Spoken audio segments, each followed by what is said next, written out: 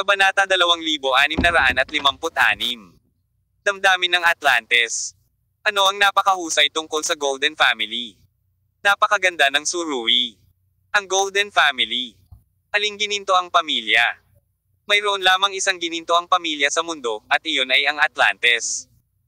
Hindi kaya sa Atlantes galing itong babaeng nakaputi.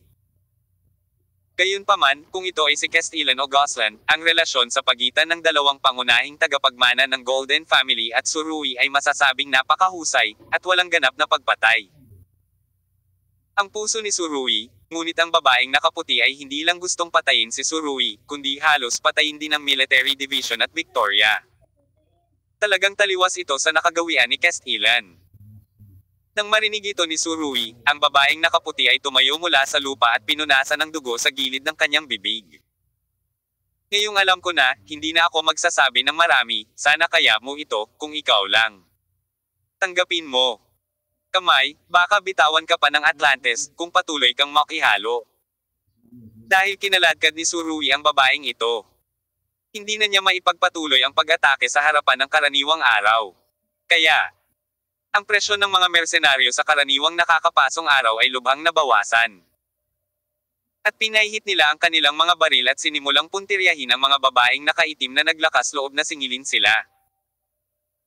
Ang mga putok ng baril ay walang awa, at ang mga babaeng nakaitim na ito ay malapit nang sumugod sa pagbuo ng karaniwang nakakapasong araw, ngunit naging mga buhay na target. Bang bang bang. Sunod-sunod na itinapon sa lupa ng mga bala.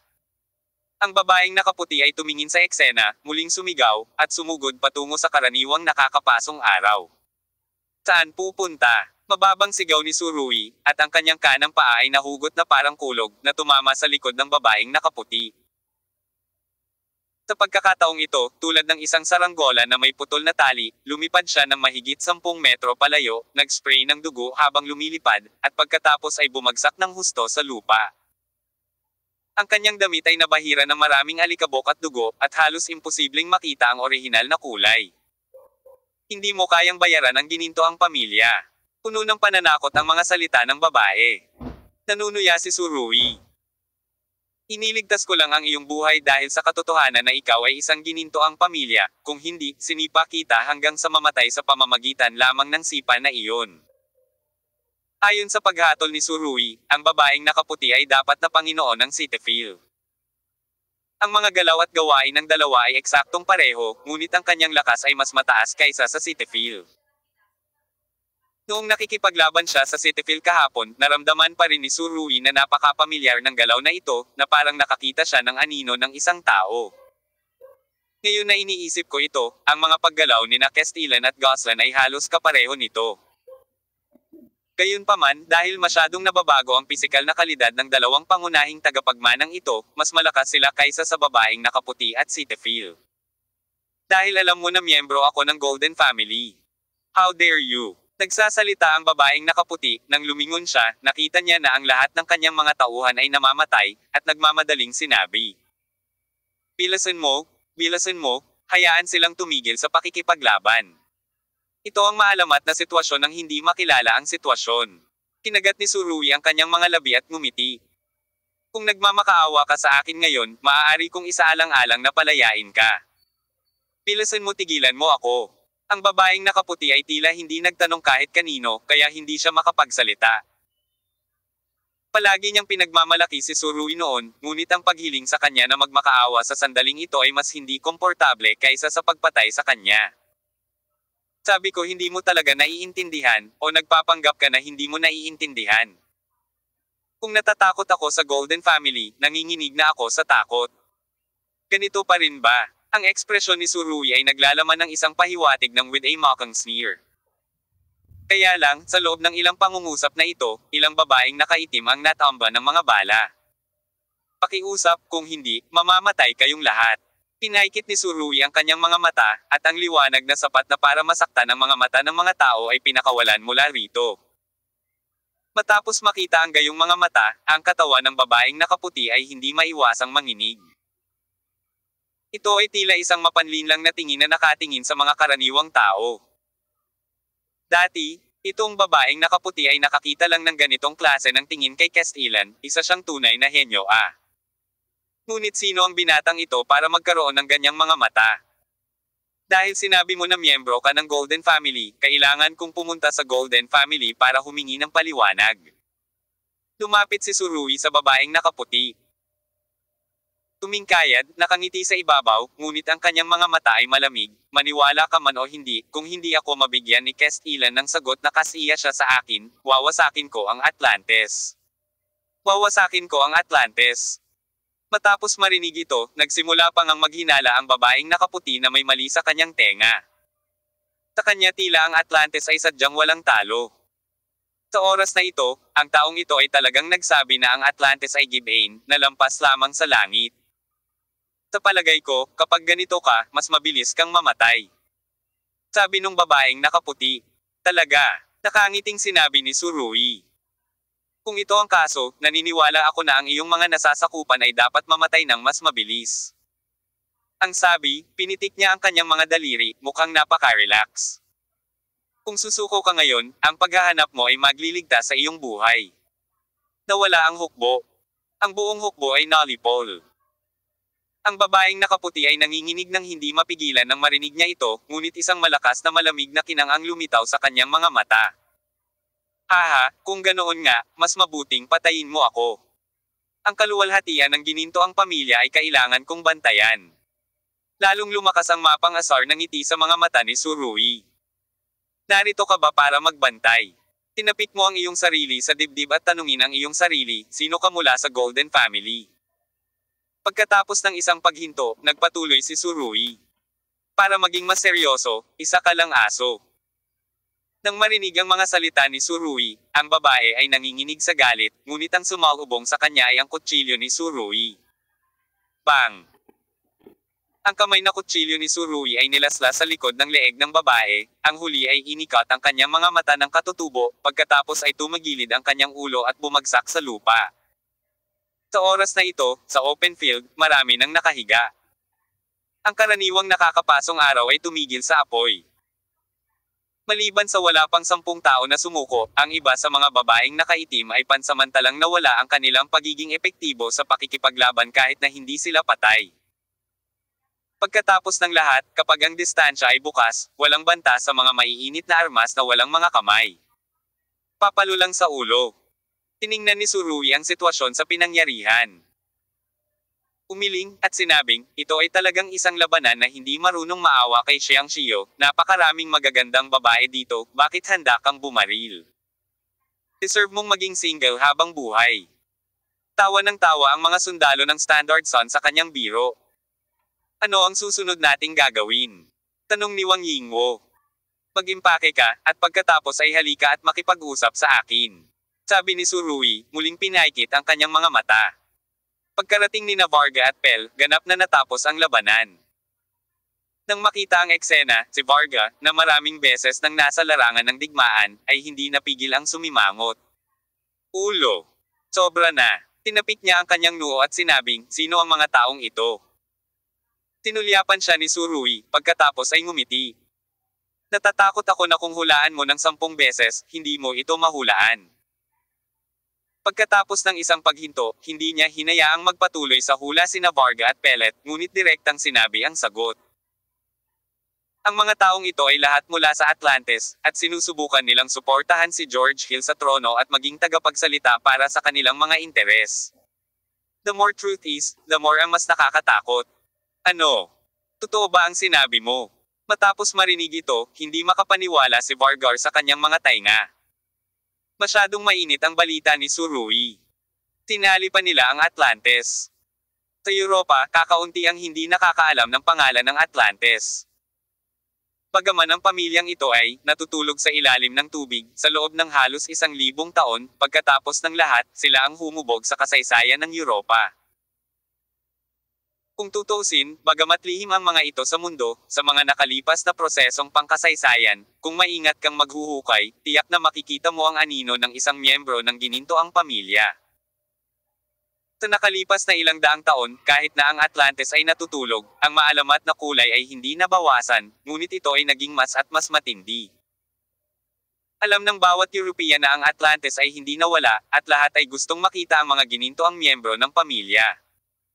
Gayunpaman, kakaunti ang mga tao ang makakakuha ng gusto nila.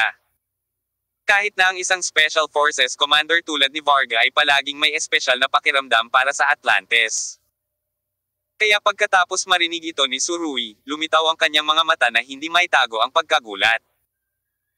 Pagkatapos ng lahat, sa kanilang opinyon, ang Atlantes ay sapat na makapangyarihan upang masira ang kalangitan. Ang pamilyang ito na umiral ng libu-libong taon ay mas mahaba pa kaysa sa karamihan ng mga bansa. Kung ang pamilyang ito ay determinadong makialam sa paghalili ng British Royal Family, kung gayon ay talagang hindi alam kung ang Britain ay maaaring maging kanilang kalaban.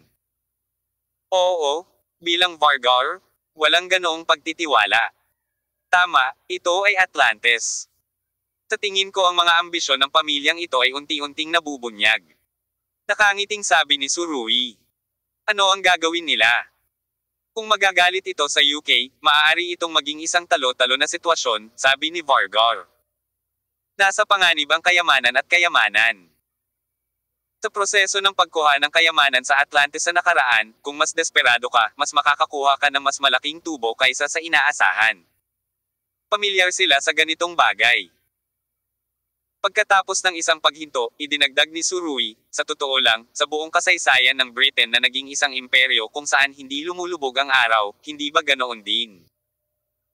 Nang marinig ito ni Surui, hindi napigilan ni Varga na sabihin, kung gayon, ano ang dapat nating gawin? Sobrang simple lang, I'll leave the rest to me. Tinapik ni Surui sa balikat ang matandang kasama. Kung tutuusin, wala ito sa teritoryo ng United Kingdom kaya hindi maginhawa para sa iyo na kumilos. Agad na nalungkot sina Varga at Pellet. Kung gayon, kailangan din naming sumama sa iyo. Guguluhin mo ang Atlantis, bakit hindi mo kami madadala? Huwag kayong dalawa, sasama ako kay Apollo. Sa oras na ito, galing sa likuran ng boses ni Best. Kabanata 2657. Tingnan muli ang babaeng kulay ube ang buhok. Ayon sa ugali ni Best, tiyak na pagdadaanan niya ito, kahit na Atlantis ang kalaban. Nakita ni Surui na ngayon lang siya nakarating dito, at alam niyang naiintindihan ng prinsipeng ito na may sobrang IQ ang lahat. Ang lalaking ito ay nakasuot ng camouflage at may assault rifle sa kanyang likod. Hindi ka makakapunta, paano kung nahuli ka, paano kung nahuli ka? Sinabi ni Vargar, sa oras na iyon, hindi ba sila magkakaroon ng kapital upang banta ang maharlikang pamilya? Hindi nagbago ang ekspresyon ni Best. Kung talagang maglakas loob silang gamitin ako para magsulat. Kumakain ka ba ng tuyo? Oo, kumakain ba ng tuyo ang mga espesyal na puwersa ng British? Paano ito magiging posible na umupo at panoorin ito mangyari? Hindi napigilan ni Surui na matawa nang makita niya ang eksenang ito. Sa Best, mayroong ganitong uri ng enerhiya na imposible para sa karamihan ng mga aristokratikong anak at kapatid. Okay, pagkatapos ay sumama ka sa akin. Sabi ni Surui, pinaikit ang kanyang mga mata. Bahagyang itinaas niya ang kanyang ulo, tumingin sa kalangitan sa gabi, at sinabing, mukhang mas hindi mapakali ang Golden Family kaysa sa inaakala ko, Castellan, hindi ka ba nag-e-enjoy kamakailan? Ano? Sa totoo lang, sa opinyon ni Surui, ang bagay na ito ay walang kinalaman kay Castellan. Kilalang kilala niya talaga itong mayabang na manugang na ito. Bagamat baligtad ang butas ng ilong ng lalaking ito, hindi niya maipagmamalaki. Mayroon din akong mahusay na mga ambisyon. Ngunit ang ambisyon ay ambisyon, ngunit si Castellan ay hindi ang uri ng tao na maaaring baliwalain ang ilalim na linya at lumampas sa lahat ng mga patakaran upang makamit ang kanyang mga layunin.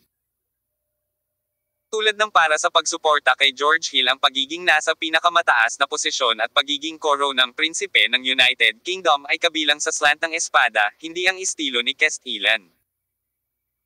Nabalitaan noon ni Surui na may nangyari sa loob ng pamilya Atlantis, na humantong kay Gosling kailangan niyang umatras ng maaga upang mapabuti ang kanyang lakas. Tila hindi naging manalitik ang loob ng gininto ang pamilyang ito.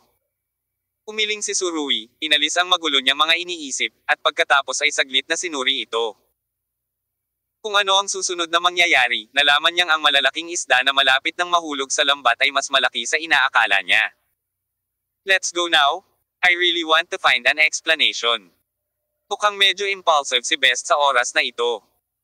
Ngayon ay gusto niyang gawing frontline fighter at gamitin ang kanyang baril para malutas ang problemang ito. Alam ni Vargar na hindi niya ito mapipigilan, kaya't napabuntong hininga siya at sinabing, "Best, kailangan mong protektahan ang iyong sarili at subukang huwag maging masyadong impulsive. Kung may mangyari sa iyo, paano ko sasabihin sa Reyna?" "Sir." Natawa si Best sa sarili at sinabing, "Ano ang magagawa ko para protektahan ang sarili ko? Kahit na manatili ako sa campus ng Oxford University araw-araw, hindi ako aasa ng kalaban." "Umakyat ka na ba?" Mukhang may katuturan. Nang marinig ang mga salita ni Best, hindi alam ni Vargar kung ano ang sasabihin. "Let's go? Let's go." Pinaikit ni Surui ang kanyang mga mata at sinabi. Pagamat likas na naniniwala si Surui na ang bagay na ito ay hindi ginawa ni Castellan, ang tunay na sagot sa bagay na ito ay hindi matukoy batay lamang sa perceptual na paghuhusga. Nang makasakay si Surui sa kotse, tumawag ang military advisor. "Hayaan mong bumalik si Nightingale sa base camp kasama ko," sabi ng tagapayo. "Pupuntahan ko si Castellan, hindi ka ba sasama sa akin?" tanong ni Surui. "I have other arrangements, and I won't go through for the time being." Ngumiti ang strategist, "Hindi kami pupunta sa Atlantis, o magiging bumbilya kami para sa iyo." Natawa din si Surui. "Ako at si Castellan ay inosenteng mabuting magkaibigan din. Nagkunwari akong naniwala sa'yo." Pagkatapos ay sinabi ng tagapayo ng militar, "May iba pa kaming dapat gawin ni Nightingale, dapat mong bigyang pansin ang iyong sariling kaligtasan." "May binabalak ka na naman, may balak ka bang bigyan ako ng surprise?" tanong ni Surui. Sa katunayan, ang mga tagapayo ng militar ay madalas na kumikilos ng mag-isa, ngunit halos bawat solong aksyon ay magdadala kay Surui ng maraming tulong at kahit na mga sorpresa. "Huwag ka masyadong mag-isip." Ang strategist ay tumigil sandali, at pagkatapos ay nagsabi. "Nga pala, kung pupunta ka sa Atlantis sa oras na ito, tandaan na mag-ingat kay Lancelot," natiyuhin ni Castellan sa mga tuntunin ng seniority. Tumaas ang kilay ni Surui at ngumiti, "Hindi ko nga alam ang pangalan, paano mo malalaman ito ng malinaw?" Pagkatapos ng lahat, ang pamilyang Atlantis ay hindi nagpakita sa harap ng mundo sa loob ng maraming taon, at ang mga mas madalas na lumitaw kamakailan ay sina Castellan at Goslan. Para sa iba pang mga pangunahing miyembro ng pamilya, halos hindi sila sa pagkakaalam ng labas ng mundo, maging si Surui ay nabahiran sa bagay na ito. Tungkol naman sa mga Lancelot na binanggit ng strategist, hindi pa ito narinig ni Surui. Sa makatuwid, halos likas na naniniwala si Surui na ang tagapayo ang nagtanim ng mga binhi sa lugar na ito, at palagi niyang nagawang sorpresahin ang iba sa lugar na ito. Sa katunayan, ito ang pagkakaiba sa pagitan ni Surui at isang military advisor. Ang enerhiya ni Surui ay pangunahing nakatuon sa isang bagay, nakakaharap sa isang bagay at nilutis ito. Bagaman maaari siyang gumawa ng isang hakbang at makakita ng tatlong hakbang, siya ay karaniwang ang nasa itaas ay lahat ay inilatag sa parehong bagay, ngunit ang dibisyon ng militar ay naiiba. Maaari siyang magkaroon ng maraming larangan at maraming organisasyon ng sabay-sabay, at maaaring gumawa ng napakalawak na mga pagsasaayos.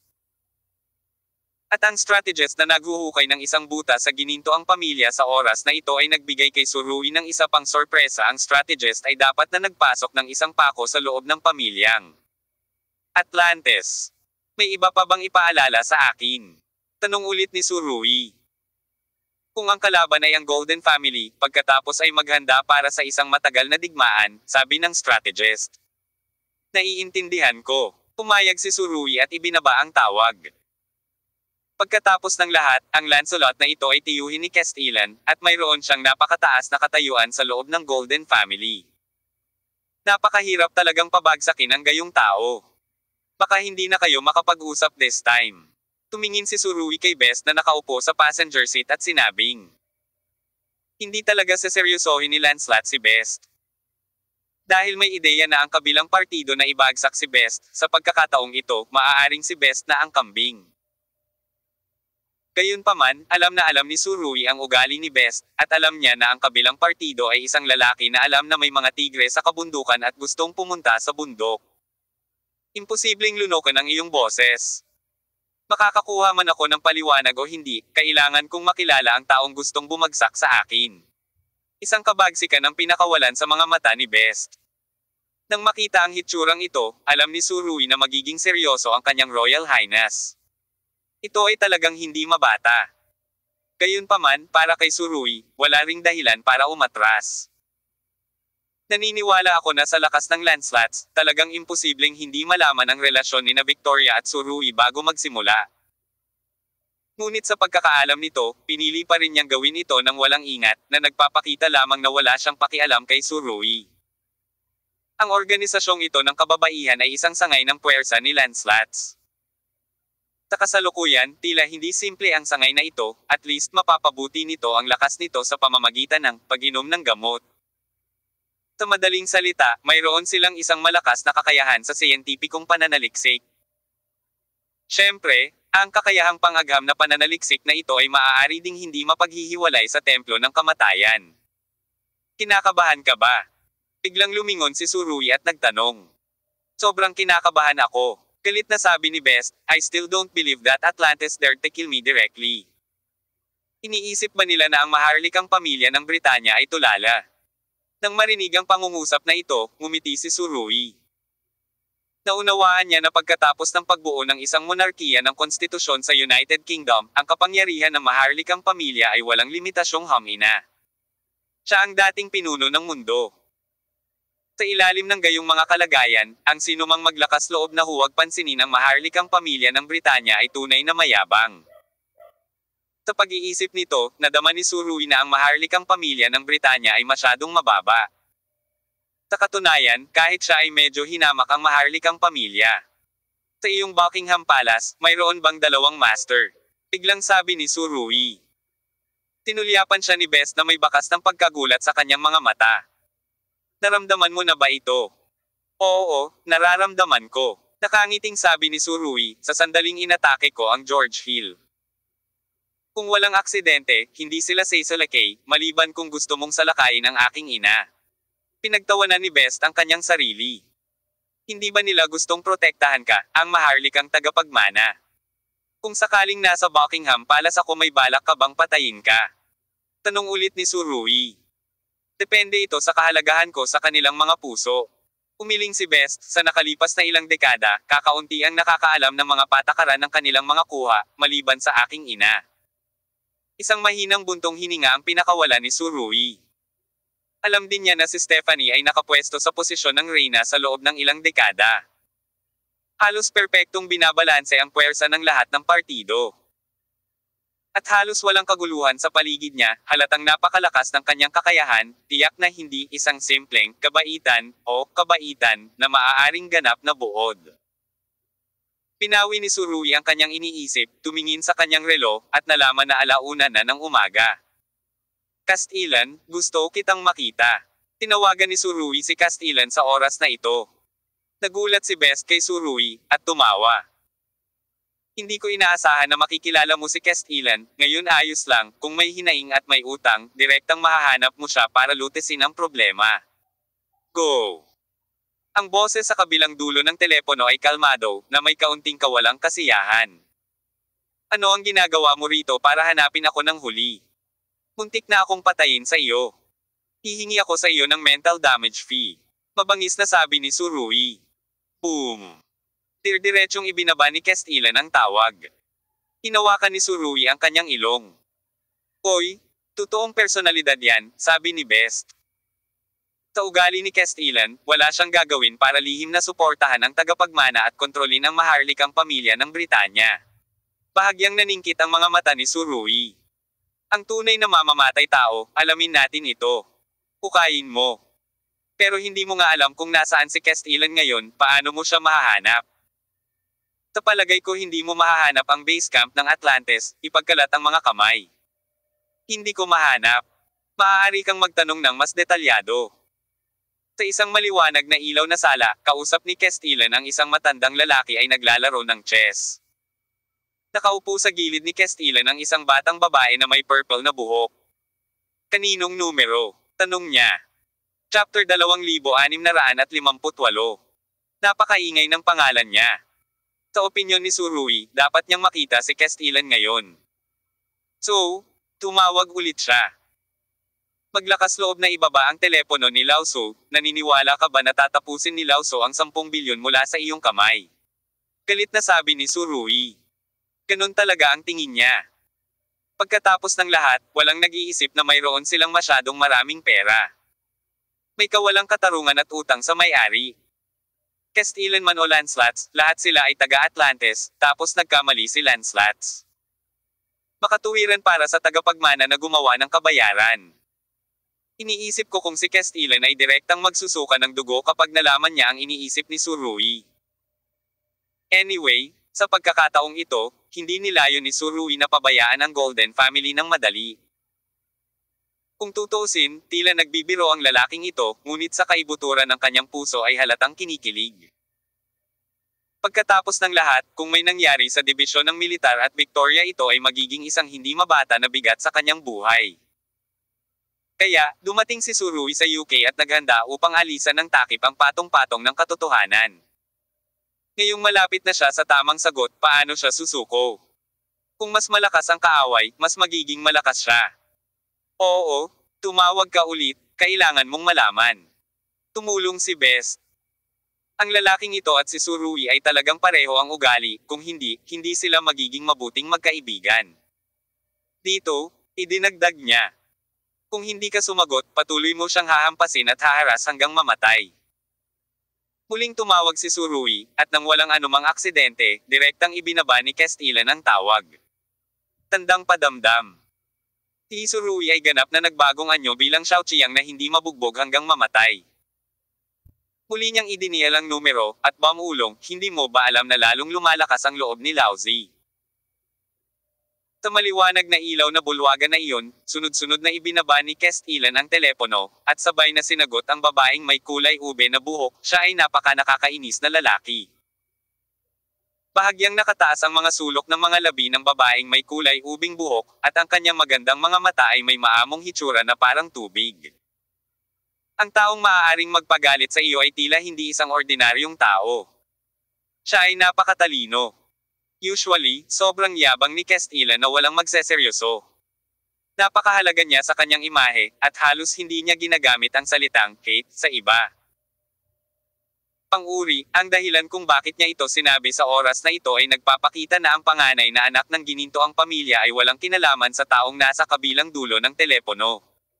Hindi ko masabi kung bakit.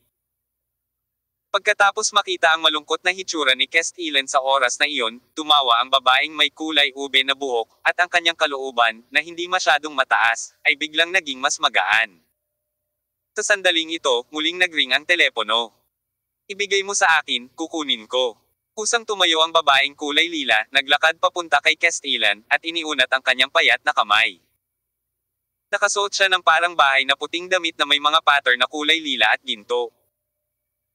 Kapag tiningnan mo ang robe na ito, makikita mo na hindi ito karaniwan, at ang mga detalye ng anumang pattern ay katangi-tangi at kagulat-gulat. Gayunpaman, ang bahagyang maluwag na damit na ito ay nagpapakita ng kanyang payat na figure. Bagamat hindi ito ang uri ng hot devil figure, isa rin itong perpektong split ratio, na may makinis na mga kurbo at makinis na paggalaw. Napaka-elegante din ng atmosphere. Sa oras na ito, hindi nagsasalita ang matandang gumanap na Castilian. Nanatili siyang nakatingin sa chessboard at tila hindi naabala sa usapan ng binata at ng babae. Halika. Sasagutin ko ang telepono para sa iyo. Tumingin ang babaeng may kulay ube na buhok sa bahagyang nag-aalangan na ekspresyon ni Castilian. At nagsimulang kumaway ang isang nakakaalam ng ngiti sa kanyang maislan na mukha, ako talaga, alam mo kung sino ang makakapagpahirap sa iyo ng husto. Nakakaistorbo sa akin. Hindi, imposible, hinding-hindi niya magagawa iyon. Ibinigay ang telepono sa batang babae na may lilang buhok. Maaari mo itong kunin. Actually, as far as Castilian is concerned, talagang ayaw niyang sagutin ng purple-haired girl ang tawag, pero dahil sinabi na ng kabilang partido, wala na siyang gagawin. Pinindot ng babaeng may purple na buhok ang connect button, ngumiti at inilapit ang telepono sa kanyang tenga. Ngunit bago pa man siya makapagsalita, narinig niya ang isang walang humpay na tawag mula sa kabilang dulo ng telepono. Sumpa. Castilian, isa kang bastardo, duwag, pagong. Alam mong aayusin ko ang bill sa iyo, kaya sinasadya mong hindi sagutin ang tawag ko, hindi ba? Hayaan mong sabihin ko sa iyo, sa pagkakataong ito si Lao Tzu ay malubhang nasugatan, at ang iyong gininto ang pamilya ang gumawa nito. Kung hindi mo ako bibigyan ng isang makatwirang paliwanag, kung gayon tiyak na ako mismo ang magbubukas ng pinto at gagawin ng iyong gininto ang pamilya sa isang sirasirang pamilya. Pagkatapos ay ipack ang lahat ng ito at ibenta ito sa mga collector ng basura. Pag-recycle ng basura. Nang marinig si Surui na nagsabi ng isang pamilya ng sirang tanso at bulok na bakal, hindi napigilan ng babaeng may purple na buhok at direktang tumawa. Dahil medyo mataas ang volume ng mobile phone ni Castilian, narinig din ito ng panganay na anak ng Golden family, at biglang naging asul ang kanyang kutis. Kung tutuusin, proud din siya at may sariling tiyaga.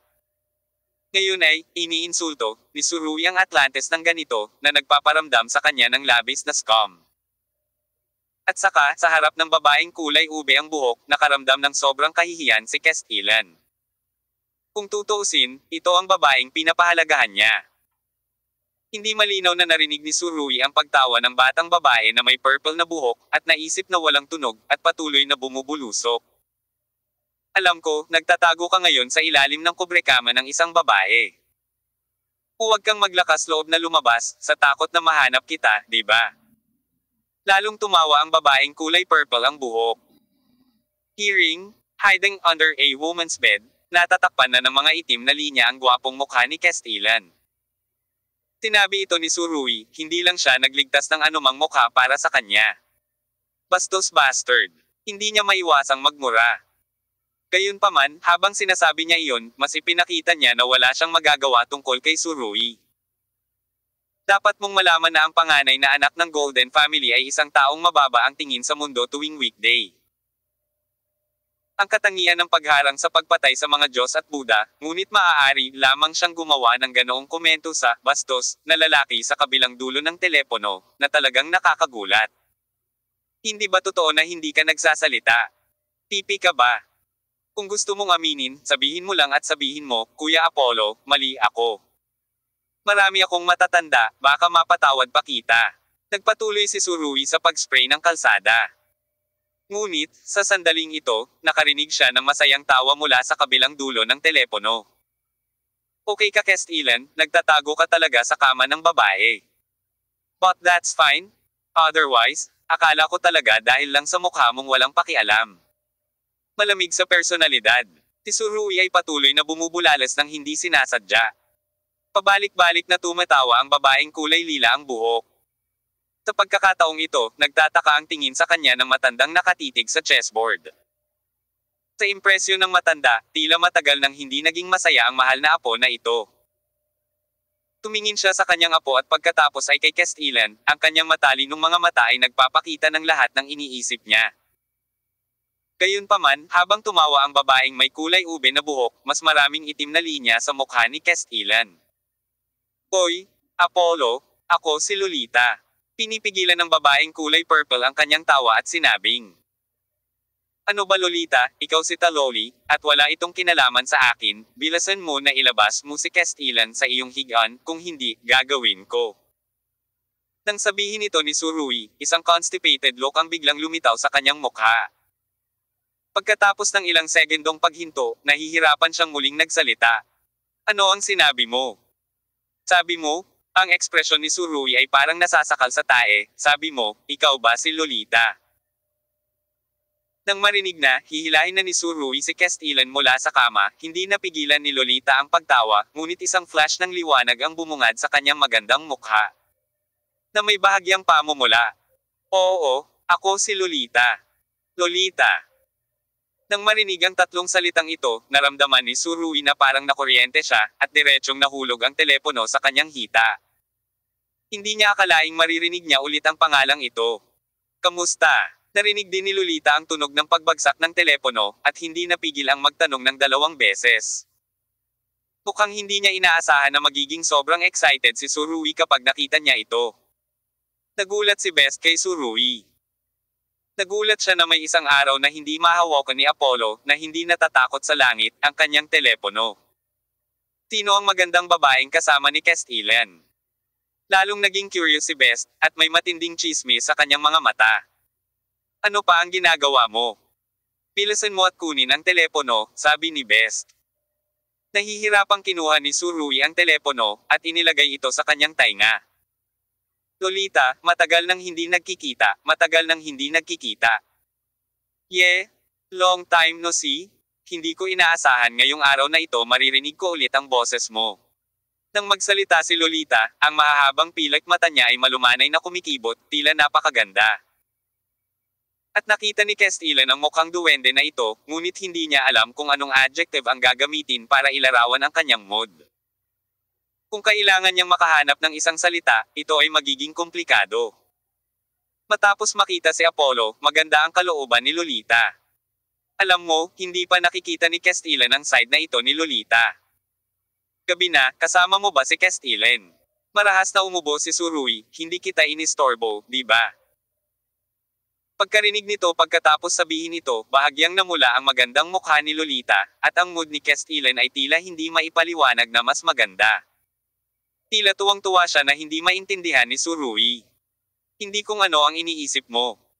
Hindi ko inaasahan na ipapaliwanag ni Lolita ang ganoong pangungusap, at ang pangungusap na ito ay agad na nagpabalik kay Castilan sa realidad. Tanong ni Lolita. Mukhang nagagalit ka. Akala ko sinusubukan ko siyang mawala ng pera. Nahihirapang sumagot si Surui, at ang kanyang mga salita ay medyo nauutal, ngunit maaari itong sa ibang araw. Nang marinig ang pangungusap na ito, nakangiting sinabi ni Lolita, mas maganda ang pagsikat ng araw kung pipiliin mo ang isa pang araw, pagkatapos ngayon, nasaan ka, mag-aayos ako ng eroplano na susunduan ka. Pagkababa ng telepono, sumandal si Surui sa upuan, na parang nakaramdam ng pagbagsak. Nang makita ang kanyang pawis na hitsura, si Best ay napaka-curious niyang tanong, sino siya? Bakit nagagawa mong kumilos ng ganito? Narinig mo na siguro ang palayaw niya. Napabuntong hininga si Surui at sinabi. Sa madilim na mundo, ang kanyang pangalan ay maaaring ituring na dumadagendong. Kabanata 2659. Kaya siya ang Diyos. Hindi pa nakita ni Best si Surui na nagpakita ng ganoong ekspresyon. Ang lalaking ito ay palaging matigas ang ulo at walang sino man ang makakapagpasuko sa kanya. Bakit may narinig siyang boses ng babae? Deputy Duwag. Kilala mo ba kung sino siya? Umiling si Surui, at nagsimulang mag-flash sa harap ng kanyang mga mata ang mga eksena ng nakaraan. Sa totoo lang, ilang beses ko lang siyang nakita, pero sa tuwing nag-iiwan ako ng napakalalim na impresyon. Sinabi ni Surui. Kung sasabihin kong matatakot ako sa isang tao sa madilim na mundo. Kung gayon siya ay dapat na isa sa kanila. Madilim na mundo. Lalong naging curious si Best. Sa palagay ko hindi ka natatakot kay Zeus, kaya bakit ka natatakot sa isang batang babae? Medyo mahirap intindihin. Kasi, matalino talaga siya. Sinabi ni Surui, makikita mo ang iyong mga iniisip sa isang sulyap, at kahit nakalkulahin kung ano ang iyong kakainin sa loob ng 3 araw. Sabihin mong kamangha-mangha siya o hindi. Best laughing. Apollo, nakuha mo, masyadong exaggerated ang sinabi mo. Kung kaya mong kalkulahin ang kakainin ko sa loob ng 3 araw, natatakot ako na ang diwata lamang sa maalamat na Tia Inggong ang makakagawa nito. Kinamot ni Surui ang kanyang buhok at ginulo ang kanyang buhok. Kaya siya ay isang Diyos. Ano? Ang mga Diyos. Nang marinig ito, si Best naman ang mabigla. Nahulog din ang cellphone niya sa sahig. Anong international joke, girl siya, Diyos ba talaga? Mahirap na sinabi ni Best, ang kanyang kasalukuyang estado ay hindi gaanong naiiba sa nakaraang Surui. Anong imposible, I am such a young handsome guy, hindi rin 12 one of the gods. Si Surui ay nakapikit kay Best, bakit, mababa ang tingin sa mga tao? Gaano katagal ang circuit ng utak mo? Kailan ba ako minamaliit sa iyo, ikaw ay nagdurusa sa pag-uusig paranoie? Inispray ni Best si Surui, at pagkatapos ay sinabing, Diyos ba talaga siya? Habang tinitingnan ang mahirap na mukha ng kanyang Royal Highness. Sinabi ni Surui, bagaman ang isang ito ay ang pinakamababa sa 12 Diyos, maaaring siya ang may pinakamaraming tagahanga sa madilim na mundo. Puno ng kahirapan ang mukha ni Best, na para bang nakakita siya ng multo. Maaaring siya ang babaeng ito. Oo. Nagkibit balikat si Surui. Tama ka, siya iyon. Nang marinig ang pagsang-ayon ni Surui, ang mahirap na ekspresyon ni Best ay unti-unting nawala, napalitan ng isang nympholock. Ang isang maliit na bituin ay nahayag. Aalis na ako, ano ang ekspresyon mo? Puno ng pagkasuklam si Surui, gustong sampilan si Best para magising siya. Bakit bigla kang naging nympho? Tumingin ka sa salamin at malalaman mo kung gaano kadiri ang ekspresyon mo. Alam mo, siya ang aking Diyosa. Ang ekspresyon ni Best ay puno ng pag-asa, at ang kanyang mga mata ay nagniningning. Oo, Diyosa siya ng maraming tao. Galit na iniunat ni Surui ang kanyang kamay at hinahampas si Best sa likod ng ulo, maging matino ka, Mr. Prince. Hindi mo siya kayang abutin. No, she is my goddess kung hindi niya maabot o hindi. Nakahawak ang dalawang kamay ni Best at inilagay sa dibdib niya, muntik na akong lalabas ng puso ko ngayon. Ito ay hindi ka panipaniwala, hindi ba? Galit na inilibot ni Surui ang kanyang mga mata sa kanya. Pakiusap, guguluhin mo si Castellan sa pagkakataong ito, narito ka para humingi ng paliwanag para sa iyong sarili, hindi isang grupo. Puno pa rin ng maliliit na bituin ang mga mata ni Best. Pero excited na ang mga tao ngayon, sobrang excited, ano ang dapat kong gawin? Nang makita ang kanyang hitsura na, nagdurusa, ng higit pa kaysa sa kanyang sarili, si Surui ay ganap na walang magawa. Talagang gusto kitang sipain palabas ng kotse ngayon. Tama na ang pagsipa sa sasakyan, magpapadala ang Diyosa ng helicopter para sunduin tayo. Kinuyam ni Best ang kanyang mga kamao, alam mo, hindi ako kailanman nanunuya sa sinuman sa kabaligtaran ng kasarian, ngunit, ngayon ay maaari talaga akong gumawa ng exception. Nagpakawala ng mahabang hininga si Surui sa kanyang mga butas ng ilong. His Royal Highness, mayroon akong kahilingan na patayin ka. Hindi ko alam kung sasabihin ko ba o hindi. Matapos makinig sa mga salita ni Surui, hindi na pinansin ni Best, at nasa matinding pananabik pa rin siya. Tila bago makarating sa kinalalagyan ni Lolita, palaging magiging excited ang kanyang kamahalan. Umiling si Surui, hindi alam kung ano ang gagawin, wala siyang pakialam, pinahinto niya lang ang sasakyan at hinintay ang helicopter na ipinadala ni Lolita. Ang iba pang karaniwang Sunfighter, ayon sa itinatag na plano, ay nagmaneho patungo sa target na lokasyon sa mga sasakyan. Makalipas ang halos isang oras, dumating ang helicopter, at kinuyam ni Best ang kanyang mga kamao, medyo kinakabahan at medyo nasasabik. Oy, ito ay isang helicopter na ipinadala mismo ng Diyosa. Please, pwede bang gumaling ka ng konti? Huwag kang masyadong nakakahiya sa akin mamaya. Tinulyapan ni Surui si Best at nanguna sa pagsakay sa eroplano. Pagkasakay sa eroplano, tinawagan niya ulit si Castellan. Dito, pinanood ni Castellan ang pagtunog ng telepono, walang magawang umiling, at pagkatapos ay tinanong si Lolita, paparating na ang tawag ni Apollo, gusto mo bang sagutin ito? Biglang tumawa si Lolita. Kukunin ko. Kaya, maaari lamang ibigay ni Castellan ang telepono nang walang anumang galit. Lolita, nakasakay na ako sa helicopter. Sinabi ni Surui, ang lalaking ito ay mukhang kalmado kapag siya ay nasa telepono, ngunit talagang pinipilit niya ang kanyang sarili na patatagin ang kanyang sarili. Medyo naging komplikado ang mood ni Surui nang maisip niyang malapit na niyang makilala ang kapantay na Diyosa na ito na kilala sa madilim na mundo. Oo, sa tuwing kaharap niya, kasamang araw ng Diyos ay hindi ko kayang pabayaan ang sarili ko. Okay, nasa tabi ko si Dilin, sabay tayong maghapunan. Nakangiting sabi ni Lolita. Okay, for your sake, mag-aatubili lang akong kakain kasama ang nakakainis na lalaki na iyon. Tinulyapan ni Surui si Best at idinagdag. Nga pala, sasama sa akin si British Prince Best, parang fan mo siya. Oo, tagahanga, tagahanga. Hindi pinansin ni Best si Surui na tawagin siya ng ganoon, at mukhang excited. Ulo. Hindi ito nahihiya. Tinapik siya ni Surui sa likod ng ulo. Ngayon ay nasa Lolita ang iniisip ni Best. Gaano man siya abusuhin ni Surui, walang pakialam ang taong ito. Sige, hihintayin kita pumunta dito.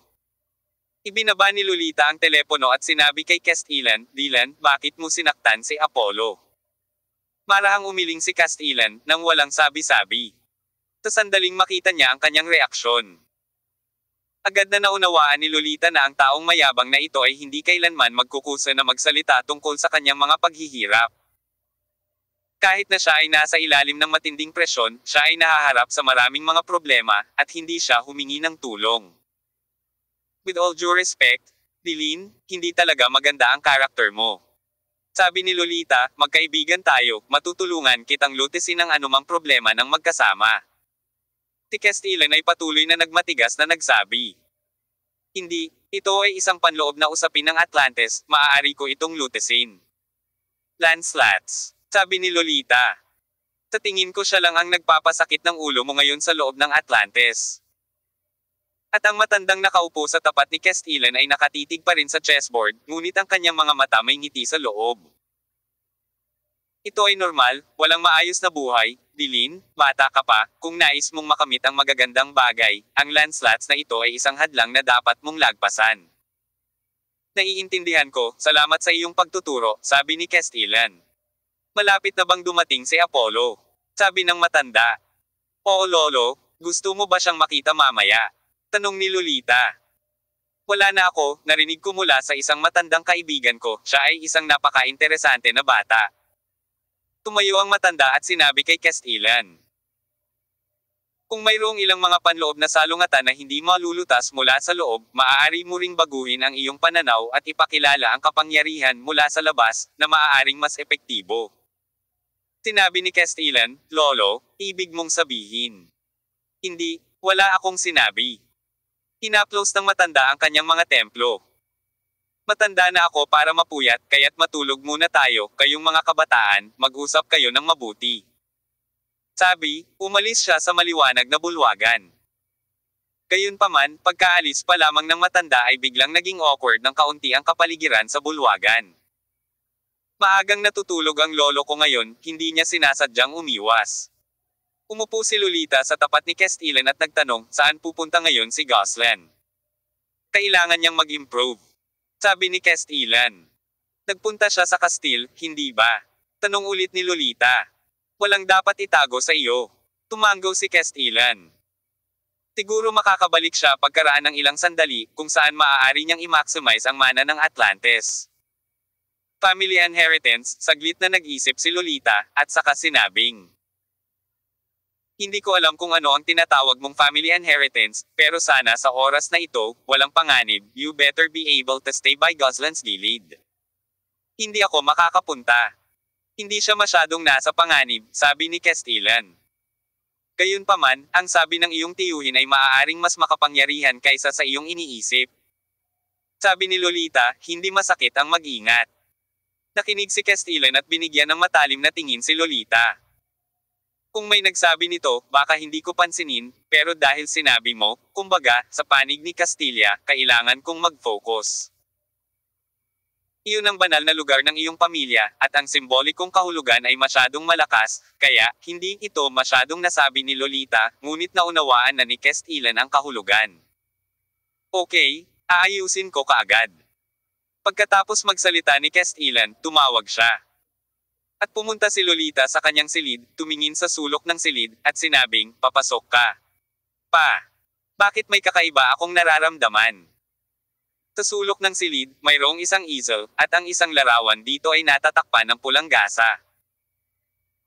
Kabanata 2660. Ang saloobin ng Diyosa kay Surui. Makalipas ang isang oras, dumating sina Surui at Best sa isang manor na sumasaklaw sa napakalaking lugar. Sa sandaling lumapag ang helicopter. Ang lalaking ito na si Best ay diniinan ng mahigpit ang kanyang dibdib gamit ang dalawang kamay. At napabuntong hininga, ano ang dapat kong gawin, ano ang dapat kong gawin, sa palagay ko ay kinakabahan na ako. Hingal na hingal ako. Pinigyan siya ni Surui ng isang galit na tingin. Tingnan mo kung gaano ka walang silbi. Pagkasabi niyon ay nauna na siyang lumabas ng pinto ng cabin. At halatang sobrang kabado itong si Best. Puno ng excitement ang ekspresyon niya. Pagkababa pa lang niya ng helicopter, bago pa siya makatayo ay nanghina na ang mga paa niya at nadapa siya ng 2 hakbang. Nahulog sa lupa. Hindi man lang siya hinailan ni Surui, ngunit tumingin sa isang batang babae na nakatayo sa hindi kalayuan. Nakasuot siya ng puti at lila gintong balabal, tahimik na nakatayo sa dilim, ang kanyang pambihirang kulay ube na mahabang buhok ay tinatangay ng ipoypo ng propeller, tulad ng walang sawang kabataan. Sa sandaling ito, naramdaman ni Surui na malapit nang huminto ang kanyang paghinga. Napakamot siya ng ulo sa sobrang hiya, parang gusto niyang i-relax ang mood niya sa ganitong paraan. Kahit si Surui ay hindi masabi kung bakit sa tuwing makikita niya si Lolita, siya ay nasa ganitong estado, na talagang kakaiba. Ah, Diyosa! Pumangon si Best mula sa lupa sa kahihiyan. Hindi niya inaasahan na nakatayo sa tabi niya si Lolita, nakikita ang lahat ng galaw ng kanyang pagkahulog. Kaagad, gusto lang ng lalaking ito na humanap ng tahi para makapasok, at namula pa ang mukha niya. Hindi ko makita kung paano ka nahihiya sa iyong bastos na balat. Galit na sinipa ni Surui si Best. Pakiusap, prinsipe ka pa rin, pwede mo ba akong bigyan ng the honor of a prince? Hindi, talagang hindi, mayroon lamang isang Diyosa dito, hindi isang prinsipe. Best stared at Lolita, his eyes were full of small stars. Hindi mabilang. Ngayong gabi, ang pinakamahusay na ito ay isang kompletong pagkakatawang tao ng Milky Way. Nakakadiri talaga ang pambabala na ito. Sa pagtingin sa taong ito, alam ni Surui na hanggat nariyan pa si Lolita, hindi kailanman mag-iisip si Best ng paghihiganti. Hindi na niya maalala kung para saan siya narito, ang lalaking ito ay si Lolita lang ang nakikita niya. Maganda. Napakaganda. Nararapat siyang maging isang kagandahan sa kilalang Dark World chapter. Abnormal talaga si Best, napakakakit-akit ng maselang mukha na ito, itong mahabang purple na buhok, parang panaginip. Nagsisisi talaga si Surui na dinala ang lalaking ito, paano naging nympho ang lalaking ito. Tila ang isang bagay ay nahuhulog sa isang bagay. Sa buong UK, kasama si Queen Stephanie, walang sino man ang maaaring maging master ng Best. Kung ang init ng ulo ng prinsipe ay magiging siya ang bagay ay. Huwag mong isipin ang tungkol sa paghila sa 100 baka pabalik. Ngunit, kung ihahambing sa kasalukuyang sitwasyon, kung si Lolita ay nagsasalita ng isang salita, natatakot ako na ang Best na ito ay dapat na pinangangasiwaan bilang isang imperial na atas. Kung tutuusin, bagamat parang medyo disgusting ang mga sinabi ni Best, sa totoo lang, mula sa kaibuturan ng kanyang puso ay talagang pinupuri niya si Lolita. Ang huli ay may parehong karunungan at kagandahan. Sa madilim na mundo, isa siyang super diyosa sa isipan ng maraming tao. Sa sobrang narcissistic na tingin ni Best, lumapit si Lolita kay Surui at sinabing, Apollo, long time no see. Biglang tensyon ang katawan ni Surui. Oo, Lolita, matagal nang hindi nagkikita, hindi ko inaasahan na makikita kita ngayon. Itinagilid ni Lolita ang kanyang ulo, ang mahaba niyang kulay ube na buhok ay nakalaylay sa isang tabi, ang aksyon niyang ito ay talagang nagpahayag ng mapaglarong lasa. Iniiwasan mo ba ako? Apollo, nakangiting tanong ni Lolita. Hindi, hindi. Paano ito? Paano ito? Isang diyosa na tulad mo, huli na para sa mga tao upang maging malapit. Napakamot ng ulo si Surui. Hindi nagbago ang ngiti sa mukha ni Lolita. Pero medyo kinakabahan ka pa rin. Napakamot ng ulo si Surui. Meron ba? Ngumiti si Lolita at ibinuka ang kanyang mga braso. Kapag nagkita tayo ng mga matandang kaibigan, hindi ba tayo dapat yakapin? Iniunat din ni Surui ang kanyang naninigas na mga braso at marahang niyakap si Lolita. Isang sariwa at eleganteng halimuyak ang pumasok sa kanyang butas ng ilong. Kaya naman, hindi naiwasang sabihin ng lalaking ito, Lolita, hindi pa rin nagbabago ang amoy sa katawan mo. Ano? Originally, nang makita ni Best sina Surui at Lolita na magkayakap, narinig na niya ang kanyang heartbreak kahit courtesy lang iyon. Marahan na yamakap, ngunit puno pa rin ng selos ang kanyang puso, at pati ang maasim na lasa sa kanyang bibig. Talagang hindi ito ang gusto ni Best, si Surui at Lolita ay napakagalang ang yakap mula sa kanya, nagdulot ito sa kanya ng isang brutal na creep. Gayunpaman, ang sumunod na sinabi ni Surui ay muling nagpahiya kay Best. Ano ang sinabi ni Surui? Sinabi pa niya na hindi nagbago ang amoy ng diyosa. Mahina ang kaluluwa. Gusto ko ring maamoy ng malalim ang amoy ng diyosa. Gayunpaman, ang sumunod na pangungusap ni Surui ay halos umungol muli ang nympho Best. At saka, hindi nagbago ang figure, napakaganda pa rin. Sabi ni Surui. 3 sunod-sunod na hit. Malapit nang sumugod si Best sa lupa. What a international joke, binanggit pa ng bastos na si Apollo ang katawan niya. Nang makita ang makinis na curve ng katawan ni Lolita na niyakap ni Surui ng ganito, tila narinig muli ni Best ang kanyang dalamhati.